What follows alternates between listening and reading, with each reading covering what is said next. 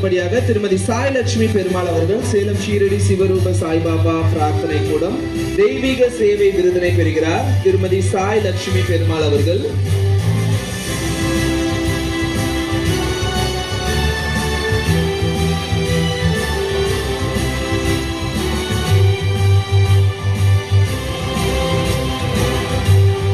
திருமதி அனிதா குப்புசுவாமி அவர்களும் டாக்டர் புஷ்பராம் குப்புசுவாமி அவர்களும் இந்த தருணத்தில் இணையுமாறு கேட்டுக்கொள்கிறோம். அவங்க நீங்களும் இணைந்திருக்கணும்னு நினைக்கிறாங்க. அவங்க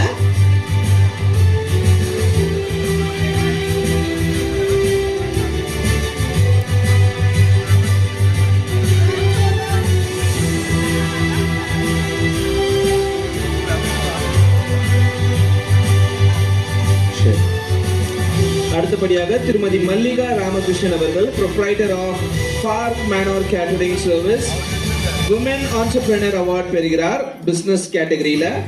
ஸோ அதாவது இவங்க கிட்ட வேலை செஞ்சுட்டு இருந்த 10 பேர்